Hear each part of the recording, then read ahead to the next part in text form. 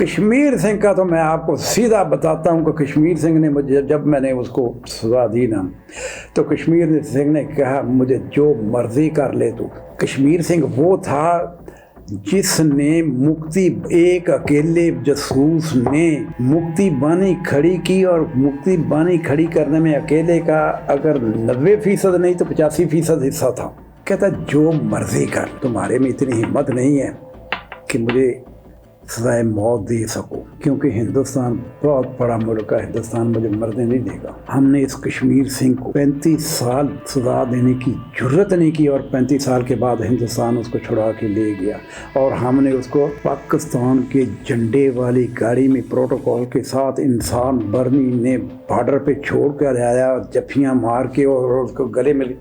जैसे कि मतलब मैं भी क्या कहूँ उसका क्या लगता है। उसने पाकिस्तान की बजाई है बंदे ने सरबजीत सिंह की बहन दिलबर कौर के पीछे अंसार बर्नी इंडिया गया, वो भी जासूस था, तो उसकी बहन के साथ ये सौदेबाजी करता था। तो उसकी बहन ने साफ कहा, रिकॉर्ड के ऊपर, मैं अपने तरफ से नहीं कह रहा, मैं रिकॉर्ड देता हूँ, 50 करोड़ में सौदा हुआ है। हिंदुस्तान ने 50 करोड़ दिया, लोगों ने, किसी ने, कंजरों ने कंजर खाना करना, तो ब्रोकर भी कंजर ही होते हैं। ऐसा आपको बंदा आपके काबू आना चाहिए, it becomes a source of income for you.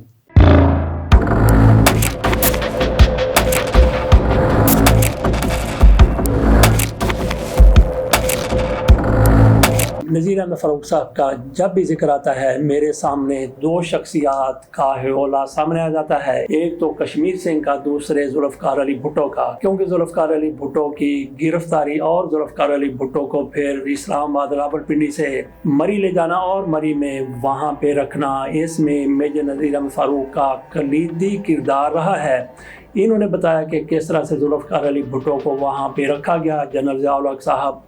बाद में वहाँ पे गए और उनकी तरफ से जुल्फ़िकार अली भुट्टो के बारे में किस तरह से गुस्से से इजहार किया गया। वो किसी भी सूरत में जुल्फ़िकार अली भुट्टो से बात करना चाहते थे, लेकिन जुल्फ़िकार अली भुट्टो लाइन पर नहीं आ रहे थे। मौलाना शाह अहमद नूरानी लाहौर एयरपोर्ट पर कराची से आए थे, वहाँ से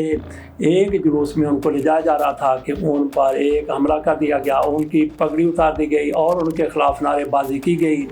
इसमें पीपल्स पार्टी के लोग शामिल थे। जनरल ज़िया-उल हक के हवाले से जुल्फ़िकार अली भुट्टो से बात करना चाहते थे, लेकिन जुल्फ़िकार अली भुट्टो लाइन पर आने के लिए तैयार नहीं। फिर जनरल ज़िया-उल हक जिस तरह से गुस्से में आ गए और उन्होंने सादिक हुसैन कुरैशी, जो साबिक़ वज़ीर आला पंजाब थे, उनके घर जुल्फ़िकार अली भुट्टो लाहौर में ठहरे हुए थे, तो जुल्फ़िकार अली भुट्टो को फिर लाइन पे आना पड़ा। मेजर नज़ीर अहमद फ़ारूक उस काल के भी विटनेस हैं कि जनरल ज़िया-उल हक किस तरह से गुस्से में बोले थे। एक तो जुल्फ़िकार अली भुट्टो का हवाला सामने आ जाता है जब नज़ीर अहमद फ़ारूक साहब का जिक्र आता है। दूसरा कश्मीर सिंह का चेहरा, उनकी रिहाई का अमल, उनका रिहा हो के पाकिस्तान से चले जाना, अंसार बर्नी के इसमें किरदार, वो सारे का सारा एक फ़िल्म की तरह आंखों के सामने घूम जाता है। किस लिए? क्योंकि कश्मीर सिंह को गिरफ़्तार किया गया था, तो किसी दिलेर और जरूरतमंद अफसर को इंक्वायरी के लिए लगाना था, तो मेजर नज़ीर अहमद फ़ारूक को लगाया गया। लेकिन अजीब बात यह है कि जब इंक्वायरी के लिए किसी अफसर की ज़रूरत थी, तो कोई अफसर उस तरह का मिल नहीं रहा था जो कश्मीर सिंह के दबाव में ना आए, कश्मीर सिंह की शख्सियत के प्रेशर में ना आए। तो फिर ये फैसला किया गया कि नज़ीर अहमद फ़ारूक बेहतर रहेंगे। इनका नाम इन्वेस्टिगेशन के लिए कोर कमांडर को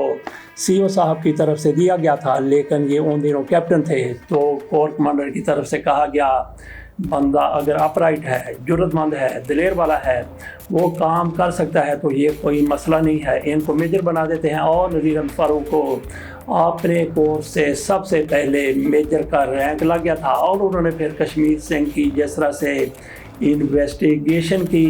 वो थोड़ा सा तज़किरा हम आपके सामने उनकी ज़ुबानी रखते हैं। जैसा कि हमने आपको पिछले व्लॉग में बताया था कि मेजर नज़ीर अहमद फ़ारूक साहब यस्तूरुल हक मलिक साहब के इंतकाल पर फातिहा खानी के लिए, अफसोस के लिए इस्लामाबाद से लाहौर आए थे, तो वहाँ से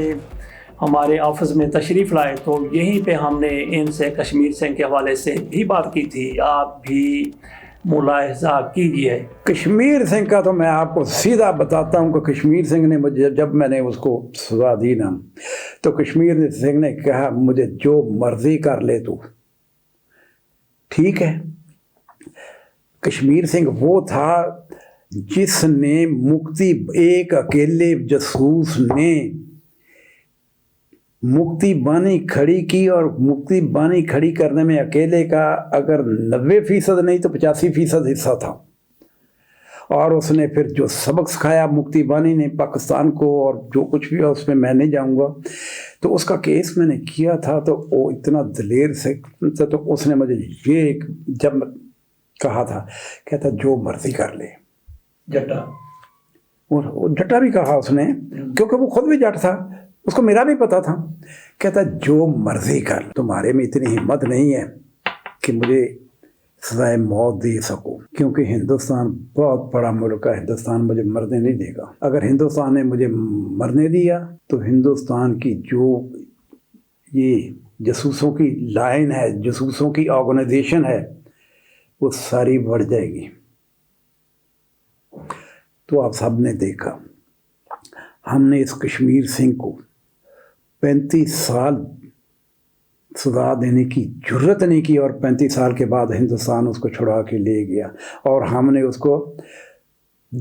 پاکستان کے جھنڈے والی گاڑی میں پروٹوکول کے ساتھ انسان برنی نے بارڈر پہ چھوڑ کر آیا، جفیاں مار کے، اور اس کو گلے میں، جیسے کہ مطلب میں بھی کیا کہوں، اس کا کیا لگتا ہے، اس نے پاکستان کی بجائی ہے بندے نے، تو آپ یہ کرتے ہیں۔ اور اس کے بدلے میں جس وقت یہ چھوڑا ہے، جس زمانے میں چھوڑا ہے، پرکاش سنگھ بادل تھا ہندوستانی پنجاب کا وزیر اعلیٰ، تو پرویز الائی تھا ادھر پنجاب کا وزیر اعلیٰ، 50 کروڑ میں سودا ہوا ہے، ہندوستان نے 50 کروڑ دیا، کس کو دیا، کس نے لیا، کس نے یہ کہ میں تو ادھر نہیں تھا۔ یہ دو بندے لوگ ہیں، بروکر کون تھا درمیان؟ بروکر دیکھیں نا، جب لوگوں نے، کسی نے، کنجروں نے کنجر خانہ کرنا آتا ہے تو بروکر بھی کنجر ہی ہوتے ہیں، وہ کہیں نہیں کہیں سے پیدا ہو جاتے ہیں، وہ آپ سمجھا کریں۔ انصار برنی کا کیوں نام چھپاتے؟ دیکھیں نا آپ، میں نے پہلے آپ کو اشارہ بتا دیا ہے، انصار برنی جو ہے، انصار برنی نے کتنا لیا چھڑانے کا، اور باقیوں کے حصے کتنا آیا، ورنہ سربجیت سنگھ جو ہے، سربجیت سنگھ کی بہن دلبر کور کے پیچھے انصار برنی انڈیا گیا، وہ بھی جاسوس تھا جو ادھر مر گیا پاکستان میں قید میں، تو اس کی بہن کے ساتھ یہ سودے بازی کرتا تھا، تو اس کی بہن نے صاف کہا، ریکارڈ کے اوپر، میں اپنے طرف سے نہیں کہہ رہا، میں ریکارڈ دیتا ہوں، لیکن یہ ریکارڈ دینے سے اس ملک میں اس قوم کو کیا بنتا ہے، کوئی فرق نہیں پڑتا۔ اس نے کہا، دلبر کور نے اس کو، کہ میری کیپیسٹی یا میری ہمت تو آپ کو 50 لاکھ دینے کی ہے، تو 50 لاکھ تو ان کے لیے مطلب ایک شام کا ڈنر بھی تھا ایسے لوگوں کے لیے، تو اس لیے سودا نہیں ہوگا۔ ہندوستان جانے کی کیا ضرورت تھی اس کو، اس کے پیچھے، دلبر کور کے پیچھے انصار برنی کو رگڑا دینا ہے تو میجر نذیر کو دینا ہے، کہ مطلب جو بعد میں میرے ساتھ ہوا ہے وہ علیحدہ چیز ہے، مجھے اس کی پرواہ بھی نہیں ہے، اللہ کے فضل سے مجھے پرواہ بھی نہیں ہے۔ تو باقی کہانی بڑی لمبی چوڑی ہے، ابھی ٹائم نہیں ہے اتنا کہ میں آپ کو سارا کچھ بتا سکوں، بہت کچھ دیکھا، سزا آپ نے سنا دی تھی لیکن اس کے اوپر عمل نہیں ہوا۔ عمل کیسے کرتے بھائی، آپ ایسا آپ کو بندہ آپ کے قابو آنا چاہیے، it becomes a source of income for you.